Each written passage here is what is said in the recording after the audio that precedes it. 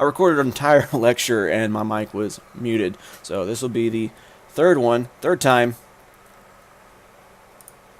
Hang on. There we go. Alright, Anthem Medical Data Breach 2015. Project by Corbin Forrester. This guy. Alright, let's go. The hack. Data breach began February 18, 2014, when an employee opened a phishing email containing malware. Hack was allowed into Anthem's network and into their data warehouse. It was not discovered until January 27, 2015. A few weeks later, they released that yes, tens of millions of consumers' data had been compromised. Eventually, they rounded it to 78.8 million consumers and employees' medical data. Patient social security numbers, birthdays were not encrypted. They were stored in the database in plain text. So as soon as they found out, they knew that stuff was gone. It would have been nice if they had it encrypted, and then they could at least say, yes, the data was compromised, but the data was encrypted, and they have to break the encryption to get to the data. I'm not saying they can't do it, but you know, they weren't encrypted, so that's probably. Anyways, FBI issued a warning earlier about hackers and intrusions in August 2014. Well, that was still after they were hacked, but they might have been able to find out sooner. They were hacked for almost a year before they found it. It's the second largest health insurer in the United States. They're obviously going to be a target for hackers that want medical data. The data was leaked. Current former customers, their social security numbers, birthdays, addresses, and income data, as well as Anthem employees' data. So this is could be used for data theft or sold in the black market. Can be sold on the black market for up to $50. Credit cards usually go for $5 or so. It's up like 10 times as much as credit cards. Worst year for healthcare hacking since 2011. It's possibly because Target and Home Depot had recently increased their cybersecurity. This information can be held up for 2 years before being sold and used. So usually they say we'll have credit monitoring and stuff and protect you for a year and a half. But people that get medical data tend to be more sophisticated than credit card fraudsters. And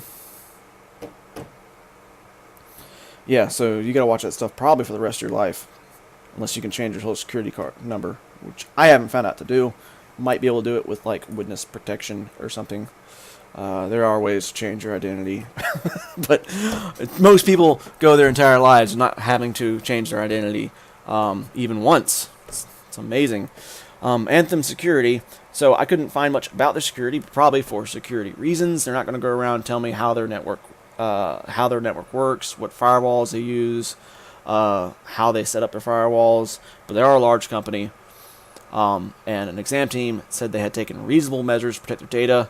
They noted the insecurities, which was a phishing email, and they worked to address the vulnerabilities. And then they did penetration testing to validate the strengthening of Anthem's security measures. Possibly they sent another phishing email to a few employees. They tried to break into the system. They tried to install new malware, and the new new security measures that they did worked. And they said it was reasonable. Problem was it was a advanced persistent threat, APT. It was government sponsored assisted cyber attack. So these type of attacks, these are unless you have your stuff locked down,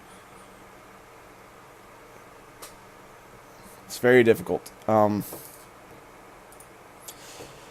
Yeah, it's very difficult for a company to fight against that. It wasn't just some dude that was trying to get a bunch of medical data for his personal use.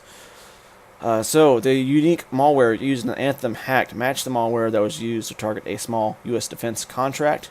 The FBI had said originated from China, and this is how they found out who the hacker was. The hackers had slipped up, and they used the same IP address that they were using for a hacking competition sponsored by a university and a defense contractor, both with ties to Chinese intelligence agencies. The hacking contest, the TopSec Cup, was sponsored by Southeast University's Information Security Research Center in Nanjing and Beijing TopSec Network Security Technology Company Ltd., company founded in 1995. has half of its startup capital from the Chinese People Liberation Army, the PLA. Same IP address was inadvertently left in the malware. The attackers had slipped up. Possible state uses, why a state would want this information. Yeah, there was an internship for Beijing TopSec for whoever wants. This might have just been part of the competition. Somebody said, "Hey, I can hack into U.S. medical data. You wanna hire me?" That might have been what happened. But still, for whatever state uses, instead of selling it on the black market, they might just keep it, and they're trying to undermine confidence, manipulate data, impair decision making by government officials and corporate executives. They might just be using it to scare people, or they might have manipulated data already. They might already be in data places. I mean, they were in Anthem's data for at least a year, so that might be what they're doing. They might just be trying to ruin decision makings. So in conclusion, employees need to be wary of suspicious emails. You gotta make sure your employees aren't downloading malware onto your computer intentionally or unintentionally. You should definitely not keep information in plain text if it's valuable. Some type of decryption, and then at least they'll have to either decrypt the data, which I'm sure a foreign government might be able to do with enough effort. You know, they might have access to their own supercomputers to decrypt data. China had the world's fastest supercomputer for a while, but now it's back in the U.S.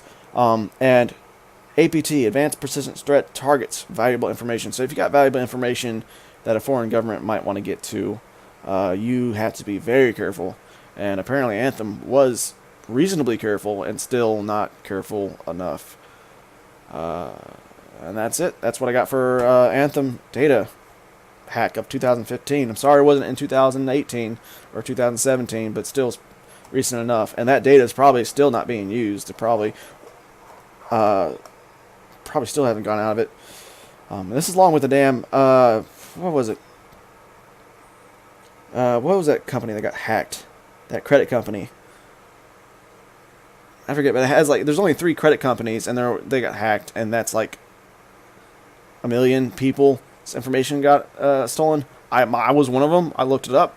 I had my information stolen in that hack as well, and they might not get used. I might be 45 years old before that information gets used, because this is probably not going to change. Yeah, some of my citations. I got all my research online from Insurance CA Gov. That's probably a reliable source from California State. Boston Globe, hopefully good. Washington Post, favorite of mine, probably good.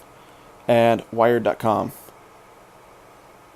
Hopefully those are all good. I'm pretty confident in them. So thank you. That's my lecture.